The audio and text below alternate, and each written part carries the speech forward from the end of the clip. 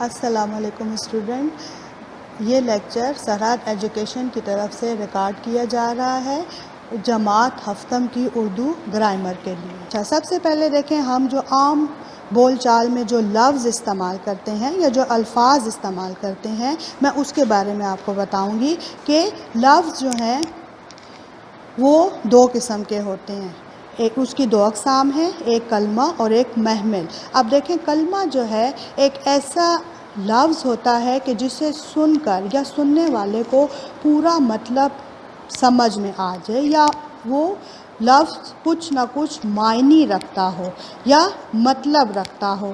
جیسے دیکھیں اسکول، لڑکا، میز، کرسی وغیرہ۔ آپ جیسے دیکھیں یہ لفظ سننے کے بعد ہمیں ان لفظوں کی معنی یا مطالب کی سمجھ آسانی سے آ جاتی ہے، تو اسے ہم کلمہ کہیں گے، یعنی کہ ایسا لفظ جسے سن کر سننے والے کو معنی یا مطلب سمجھ آ جائے اسے ہم کلمہ کہیں گے۔ اسی طرح سے لفظ کی دوسری قسم محمل ہے۔ اب محمل ایک ایسے لفظ یا الفاظ ہوتے ہیں کہ جو سن کر سننے والے کو ان کا مطلب آسانی سے سمجھ نہیں آتا۔ جیسے کہ دیکھیں پانی وانی، روٹی ووٹی، جگہ وگہ۔ اب یہ لفظ ایسے ہیں کہ سننے والے پر اپنا مطلب واضح نہیں کرتے، تو ایسے الفاظ کہ جو سننے پر سمجھ نہ آئیں یا اپنا مطلب واضح نہ کر سکیں اسے ہم محمل کہتے ہیں۔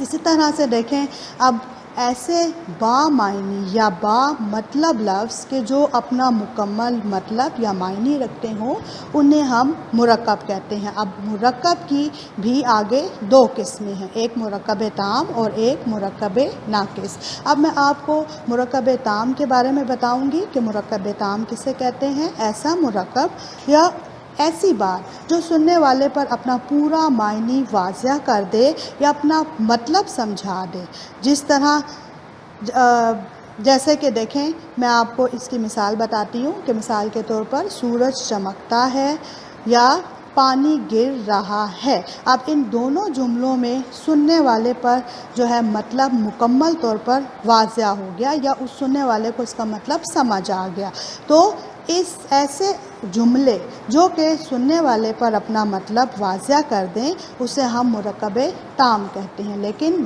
ایسے جملے جو کہ سننے والے پر اپنا مطلب واضح پوری طرح سے نہ کر سکیں اسے ہم مرکب ناقص کہتے ہیں۔ جیسے کہ دیکھیں پانی گر، سورج چمک۔ اب یہ ایسے ہیں کہ یہ نامکمل جملے ہیں، نامکمل مثالیں ہیں اور سننے والے پر بھی اپنا مطلب جو ہے یہ واضح نہیں کر رہے، تو ایسے جملے جو کہ اپنے مطالب یا معنی سننے والے پر واضح نہ کر سکیں انہیں ہم مرکب ناقص کہتے ہیں۔ اب اس کے بعد دیکھیں مرکب کے بعد کلمہ۔ کلمہ جو ہے اس کی بھی آگے تین قسمیں ہیں۔ اب تین قسمیں ہیں، اسم، فعل اور حرف۔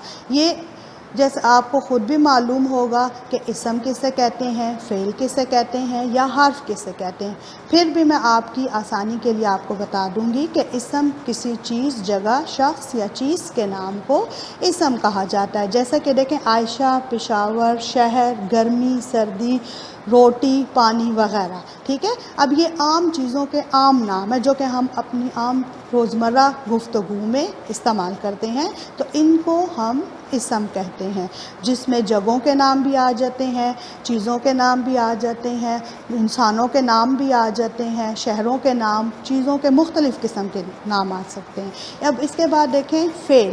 اب فعل جو ہے وہ بظاہر کسی کام کے کرنے کو ظاہر کرتا ہے، ٹھیک ہے۔ اب ایسا کام یا بات جو یا ایسی مثال کہ جسے سن کر کسی کام کو ظاہر کیا جائے یا کسی فعل کو ظاہر کیا جائے تو وہ فعل کہلاتا ہے۔ جیسا کہ وہ آئے گا، وہ کھائے گا، وہ جائے گا۔ اب ان مثالوں میں کوئی نہ کوئی آنا، جانا یا کھانا جو ہے وہ کسی فعل کو ظاہر کر رہا ہے، کام کو ظاہر کر رہا ہے۔ اسی طرح سے کلمے کی تیسری قسم جو ہے وہ حرف کہلاتی ہے۔ اب یہ ایسی قسم ہے کہ جس میں نہ تو اسم استعمال ہوتا ہے اور نہ ہی فعل استعمال ہوتا ہے، یعنی کہ یہ کلمہ تیسری قسم جو ہے یہ نہ اسم کو ظاہر کرتی ہے اور نہ فعل کو، بلکہ یہ لفظوں کو آپس میں ملاتی ہے، ٹھیک ہے۔ تو اسے ہم حرف کہتے ہیں۔ جیسا کہ دیکھیں آپ جملے کے دوران میں، سے، پر، کا، کے، کی یہ الفاظ یا یہ حرف استعمال کرتے ہیں تو ان کو ہم حرف کہتے ہیں۔ ایسے لفظ جو کہ جملے میں تعلق پیدا کریں یا جوڑ پیدا کریں اور جن کے بغیر ایک جملہ مکمل بھی نہ ہو سکے تو اسے ہم حرف کہتے ہیں۔ اب اس کے بعد اسم کی اقسام معنی کے لحاظ سے، اسم کی اقسام معنی کے لحاظ سے دو ہیں۔ فائمہ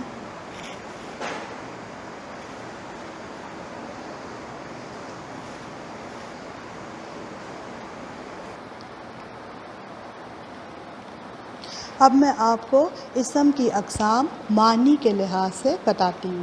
اب اس کی بھی دو اقسام ہیں معنی کے لحاظ سے، ایک اسم معرفہ اور ایک اسم نکرہ۔ اب اس میں نکرہ مطلب کہ کسی بھی عام شخص، چیز یا جگہ کو ہم اس میں نکرہ کہتے ہیں۔ جیسا کہ دیکھیں ڈیم، قلم، مکان، دریا، پہاڑ، کرسی، میز وغیرہ یہ عام چیزوں کے عام نام ہیں جو کہ اس میں نکرہ کو ظاہر کرتے ہیں۔ اب اس کے بعد اسم کی جو دوسری قسم ہے وہ اسم معرفہ کہلاتی ہے۔ اب اسم معرفہ جو ہے وہ کسی خاص شخص، چیز، جگہ یا نام کو ظاہر کرتا ہے۔ مثال کے طور پر دیکھیں جیسے قائد اعظم، اب قائد اعظم ہر ایک کا تو نہ نام ہو سکتا ہے، اور اسی طرح سے دریائے راوی، اب یہ ایک مخصوص نام ہے جو کہ کسی دریا کو ظاہر کرتا ہے۔ اسی طرح سے مری، اسلام آباد، پشاور یہ خاص شہروں کے اپنے اپنے نام ہیں۔ تو وہ چیز، جگہ یا شخص جو کسی خاص چیز سے کو ظاہر کرے وہ اسم معرفہ کہلاتا ہے۔ اب ہم آگے اسم معرفہ کی اقسام دیکھتے ہیں۔ اسم معرفہ کی اقسام جو کہ چار ہیں۔ پہلی اسم علم، اسم ضمیر، اسم موصول اور اسم اشارہ۔ اب اسم علم کی آگے پھر 5 اقسام ہیں۔ اسم علم کی 5 اقسام خطاب، لقب، تخلص، کنیت اور عرف ہیں۔ اب اسم علم کسے کہتے ہیں؟ جو کہ کسی خاص شخص، چیز یا شناخت کو یا پہچان کو ظاہر کرتا ہے اسے ہم اسم علم کہتے ہیں۔ اور اس کی کتنی اقسام ہیں؟ اس کی 5 اقسام ہیں۔ پہلی خطاب۔ اب خطاب کسے کہا جاتا ہے؟ کہ وہ اعزازی یا تعظیمی یا مقدس نام کہ جو کسی خدمت کے عوض یا کسی قربانی یا بڑے کارنامے کے بدلے میں حکومت کی طرف سے کسی شخص کو دیا جاتا ہے اس نام کو ہم خطاب کہتے ہیں۔ جیسے کہ دیکھیں شمس العلماء، اب شمس العلماء ایک ایسا خطاب ہے جو ہر ایک کو نہیں دیا جا سکتا۔ یہ جن لوگوں کو دیا گیا ظاہر سی بات ہے کہ ان کو ان کی کسی نہ کسی اعزازی خدمت کی بدلے یا کسی بڑے کارنامے کے بدلے میں حکومت کی طرف سے عطا کیا گیا تھا۔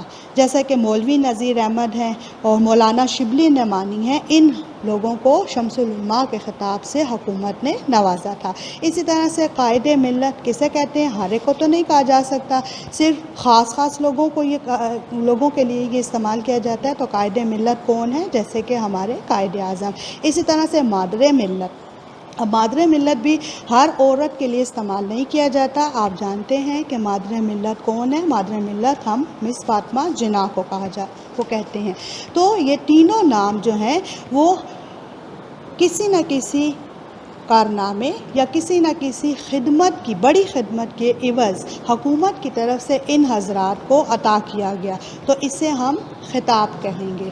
اب اس میں علم کی دوسری قسم لقب ہے۔ لقب جو کسی خاص خوبی یا صفت یا خاصیت کی وجہ سے لوگوں میں مشہور ہو جائے یا پھیل جائے۔